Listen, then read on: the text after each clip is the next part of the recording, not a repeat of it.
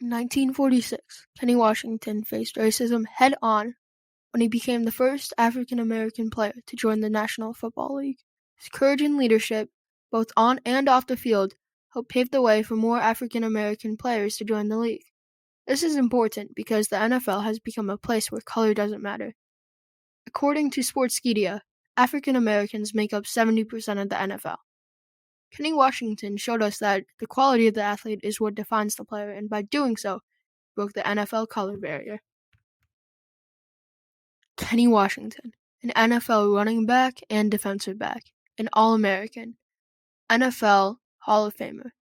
His number 13 jersey is the first to be retired at UCLA, hailed by Martin Luther King Jr. as a legend and symbol of his time.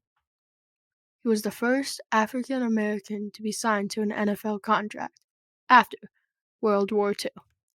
Phil Kenny Washington was born on August 31st, 1918, in Los Angeles, California. He started his football career as a running back at Abraham Lincoln High School. During Kenny's college years, he played for the UCLA Bruins, graduating in 1939. He was one of 4 African-American players on the team, which included Woody Strode, Ray Bartlett, and Jackie Robinson. Washington rushed for 9,975 yards during his college career, a UCLA school record that was held for 56 years. He also became the first All-American in the history of the school's program in 1939. During a time when only a few dozen African-American athletes played on a very few unsegregated teams outside of the South. An unprecedented number of black athletes were on a single team at that time. In 1939, Washington led the nation in offense. Because of his race, though, Washington's awards failed to match his accomplishments. However, as he made the second team rather than the first in the major All-America selections, and he was not named to the postseason East-West Shrine Game at all. Each of these slights provoked outrage in the national black press and the mainstream press on the West Coast, where Washington was both greatly admired and immensely popular. Washington was also passed over by the NFL, which had not had an African-American player since 1933. Instead, he became the biggest star and most popular player in 2 minor professional leagues on the West Coast, playing for the Hollywood Bears of the Pacific Coast Pro Football League in 1940, 41, and 45, and the San Francisco Clippers of the American Football League in 1944. So Kenny decided if he couldn't get into the NFL due to racism, he'd just continue to play in other leagues. Even though he was blocked from joining the NFL, he was an extremely talented player. Washington led the nation in scoring in 1939, playing 580 out of 600 minutes for the Bruins. Despite his obvious athletic prowess, there was no place for Washington at the professional level. Eventually, he was noticed by Rams general head manager, Charlie "Chili" Walsh.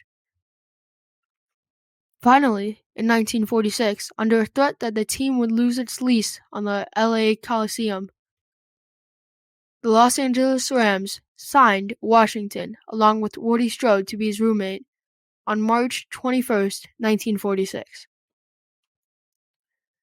He played for the Rams for 3 years and was well-rounded, ending the 13-year ban on black players in the NFL. He retired and had a happy life. By this time, Washington had suffered several knee injuries, and, after 3 modest seasons with the Rams, he retired in 1948.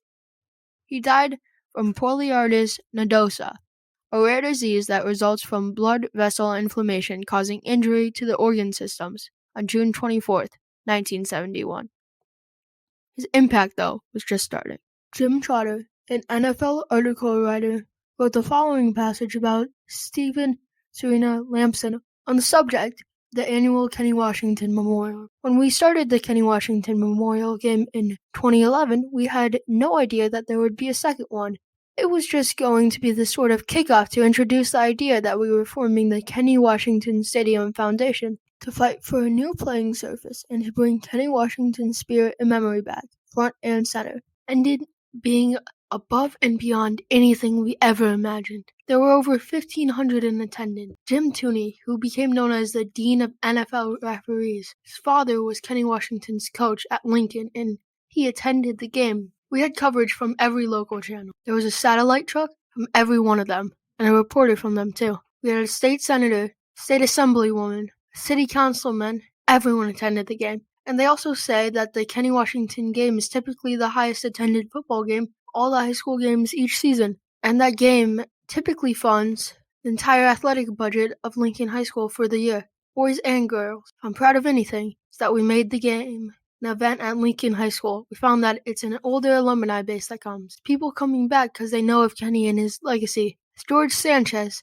our current Dean of Discipline, recently said, the game became the glue of the Lincoln High School community. And Jim Trotter also writes on how citizens felt after the Kenny Washington Square got its name. When the street sign finally went up in 2014, I was elated. I got goosebumps when they raised it.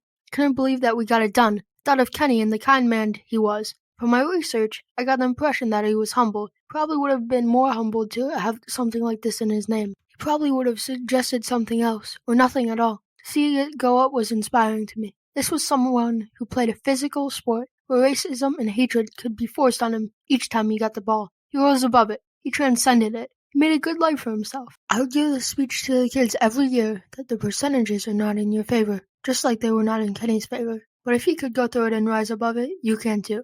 We can excel ourselves. Those were some of the many impacts that Kenny Washington made on the people of the U.S. through professional sports and on the NFL. Thank you for watching.